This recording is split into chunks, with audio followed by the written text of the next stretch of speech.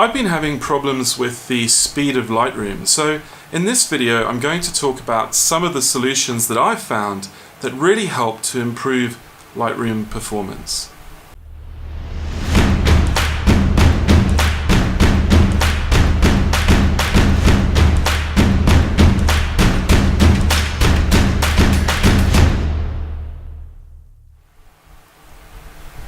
Lightroom is a quirky piece of software. The developers have had to build in not just backward compatibility, but also cross-platform compatibility between Windows and Mac users.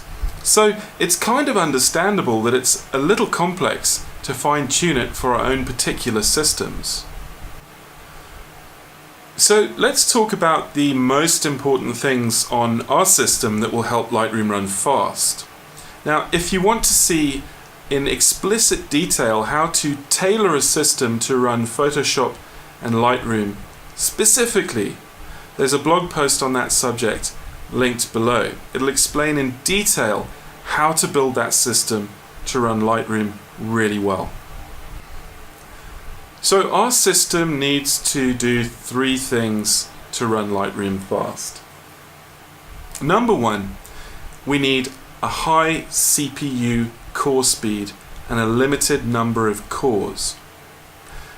I'll explain why later on, but basically that clock speed of the CPU allows a set of instructions to run quickly through that chip and come out the other side and be used by the application. Now you might think that having a lot of cores helps, but what that means generally is those cores are clocked at lower speeds, and many cores make light work, as they say. You get an end result faster. In our case, that's not true, and the reason it's not true is because Lightroom can't use those extra cores. Number two, we need lots and lots of random access memory, RAM. So for Lightroom, I'd say around 16 gigabytes. More perhaps if we're using Photoshop and larger files. So some of the film negatives that I scan and then use in Lightroom and Photoshop are anywhere from 300 megabytes to 1.5 gigabytes a picture. That's a big file for Lightroom to manage or Photoshop to manage on just 16 gigabytes of RAM. Number three, we're going to need fast storage. So this is a place for us to hold our operating system, hold the Lightroom application, and then hold the important parts of that application, which are the Lightroom catalog and the Lightroom cache. The catalog is important because it holds all of the information about the edits we do to our pictures and also where those pictures live on our various hard drives. The cache is important because Lightroom makes a copy of our images and caches it in a smaller file size to read and view for thumbnails and for editing tasks in Lightroom itself. So it doesn't actually use your original image, and that's important. So to recap, we need a fast CPU with 6 or fewer cores, we need lots and lots of RAM, and we need a fast storage disk. So how do we actually go about configuring Lightroom to run on our system? It's not as simple as just installing it and going. Essentially, Lightroom works by holding a catalog of data which references cached previews, as we've talked about earlier. It doesn't actually go and talk and get your pictures, except in very special circumstances, because it's a slow process. So, when we import a picture into Lightroom, we have a choice of how we import it, whether we import the whole full-size thing, a standard preview, a minimal preview, or a smart preview. Now, the fastest way to use Lightroom in the grid and the develop modules is to bring in a one-to-one preview. But the problem with that is it is a slow process to create those previews on import, and it's also a lot of data to store on what might be precious real estate on that fast solid-state drive. So if you do have room, by all means bring in one-to-one previews and store them on that solid state drive.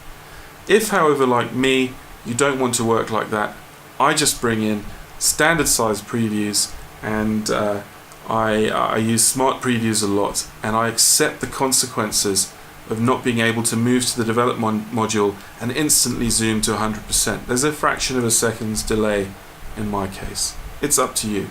So this brings me on to the Lightroom Cache. Now, the Lightroom uses cached files in RAM and on a disk to work faster. So that means we need a big cache and we need a fast cache. So what I do is I like to put my Lightroom cache on a specific partition on a hard solid state drive, and have nothing else on there except that cache, which is purely for Lightroom's use. We can go into Lightroom and set the size of that cache. Now, I'd recommend a minimum of 20 gigabytes. In my case, I use 50 gigabytes, and I find that's a nice balance. If you have a lot of space and a lot of fast SSD space, by all means make that cache bigger. I don't think you can make it too big. A lot of the information that Lightroom and other software uses to keep tabs on our files is actually held in those files in the case of Adobe DNG files, Adobe's raw file if you like. But it can also be held in smaller sidecar files. Now, this information is things that gets written to the file as we're going through a process in Lightroom, things like color labels or keywords, ratings. They get written back to this sidecar file. Now, that sidecar file is alongside your image, and it's sitting on a slow mechanical drive, in my case it is. And that takes time. It takes system resources and time, so you'll click something and you'll have to wait. So one of the ways we can speed Lightroom up is to turn that feature off.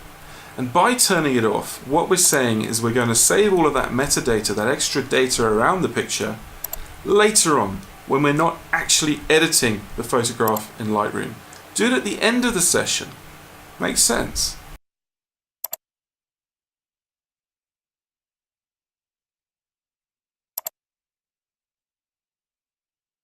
You probably think that, like I did, that you need a big, fat graphics card to work in a graphics-intensive program like Lightroom or Photoshop. But that could not be further from the truth. In actual fact, Lightroom uses your graphics card very, very little, only for a few specific tasks. And it's actually been shown that even really high-end graphics cards only add about a 2% performance improvement. If you don't believe me, I've linked the article below. So, what does that mean? It means you don't need a really expensive graphics card, and Lightroom can't really use it. Can use it a little bit. But more importantly, graphics cards have been shown to increase Lightroom instability or system instability.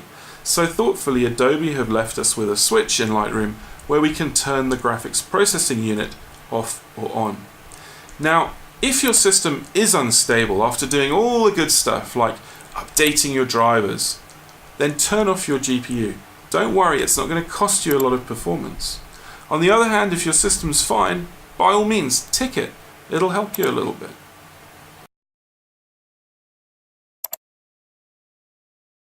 If you've been running Lightroom for a while, it's probably time to, I'm talking a few months or whatever, it's probably time to optimize the catalog, and this obviously will make it quicker for Lightroom, the application, to search through that catalog and find things. I'm going to show you how to do that now.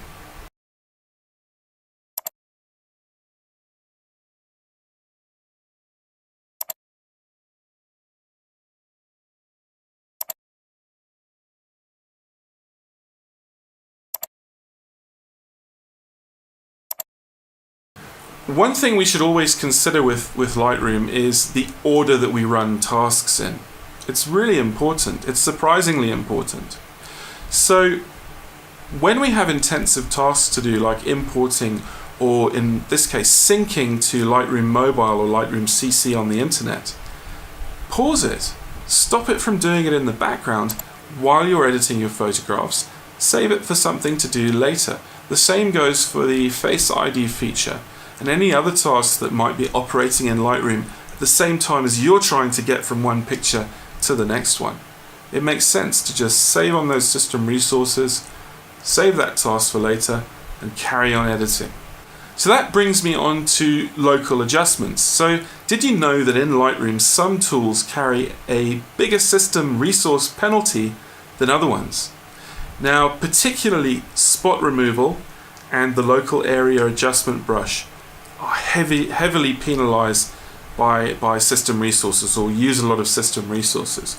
So if you've got a very dusty photo, maybe you're cleaning up an old negative and it's got lots of dust spots on it, please don't do that in Lightroom. If you have hundreds of little spot removals all over the place, your system will drag. Rather, take that image into a pixel editing software like Photoshop, make the corrections there, and then bring it back into Lightroom and just do the nice major adjustments in Lightroom without that system resource penalty that's applied by using those local area adjustments. Presets can also make a huge dent in Lightroom performance, and this is because they generate image previews during selection. So if you have a lot of presets and maybe maybe you installed them a long time ago and you're not using them that often, then really have a good think about whether you need them, because generating that little preview just takes a little bit of time and effort that you don't have to spend. One thing that's quite a common cause of slow speeds are other applications, particularly Adobe applications, running in the background. So maybe you took a picture out of Lightroom into Photoshop, you edited there, and then you brought it back to Lightroom, but you left Photoshop running in the background. It's going to be chewing up resources, clock cycles on your CPU, and a bit of memory as well. Rather close it down, and that goes for other software programs as well. So one of the bad habits that I got into was using Google Chrome and watching videos or whatever at the same time as I'm editing. And what I found with that is Chrome starts to use a lot of system resources. You wouldn't think it would, being just a simple internet browser, but it does. And this brings me on to something else I want to talk about, which is memory leaks. And here Lightroom's a bit of a culprit too. Chrome is notorious for, over time, acquiring more and more system resources for its own use and never handing them back. If you go and look at a Chrome session after it's been running for a day or so, you'll see it's using a crap load of your memory. Now the same goes for Lightroom. If you notice Lightroom getting more and more sluggish and slower as time goes on, the chances are it's suffering from a memory leak. It's using more of your RAM for no real reason. It doesn't give it back to the system, everything's fighting for that memory, everything goes slow. There's no real solution for that in Lightroom at the moment, except one, and that is to restart the application. If you shut that application down and restart it, I know it's a pain in the butt, but that's probably the best cure for a memory leak. One little tip that I've come across is around folders. So when you look at a folder in Lightroom, it creates thumbnails for all the images in that folder. And there's a little tick box that allows you to turn on the child folders, so all the pictures in those child folders and so on become visible as thumbnails. Now that takes a lot of resources. So if we're talking about a parent with a couple of hundred photos and several children folders, child folders with more photos, and you've got that little tick box checked, all of those thumbnails are going to be rendered. And if you scroll down, they've got to be rendered fast. So what do? My advice would be to untick show child items in your library, I think it is, menu. I'll show you how to do it in a second. And what that'll do is it will mean that it limits the number of thumbnails that you view to just the parent folder. Well, obviously that doesn't help you if there's thousands of images in the parent, or worse, hundreds of videos in the parent. What you need to do is break those folders, those big folders, down into bite-sized chunks. Maybe 500 photos in a folder and not so many videos, 20 to 50 videos in a folder. And then if it gets bigger than that, break it into another folder. What that'll mean is Lightroom won't have to generate these thumbnails or video thumbnails to show to you in the grid view. So now we're getting on to the really good stuff. I want to talk about something called Affinity. Now, remember when I talked about how CPU cores or more CPU cores don't help you in Lightroom? Well, it seems too many cores can actually slow Lightroom down. Bit of a problem. So how do you get around that? You've got 16 cores and Lightroom can only really use 4 or 6 of them. What do you do with the other 10? The answer is set your Windows Affinity or your application Affinity to only use the number of cores that you specify. Now, this is a little bit geeky and technical, but what you can do is write a batch file that runs the Affinity, applies it to Lightroom, and then starts Lightroom. And you run it as a shortcut on your desktop. So I'm going to explain how to do that in a file linked or a site linked below. So you can go and look up how to do that. But what it does is, in my case, I limit the number of cores used by Lightroom to just 4 of my 6. And it means that the system is able to utilize those cores fully, not waste time on the other 2, and run through tasks in as optimized a fashion as possible. And believe me, I've looked at the tests and I've seen that this is true. For many tasks, Lightroom runs 4 cores optimally, sometimes 6, sometimes more. It depends on the task. But for the average thing that you do in Lightroom, 4 to 6 cores is the maximum you want to be running. Another thing that I was suffering from was inexplicable shutdowns without warning. No blue screen of death, no indication, the computer would just shut down and just as quietly and comfortably restart right in the middle of a really intense task that I'm trying to produce or do in an Adobe product.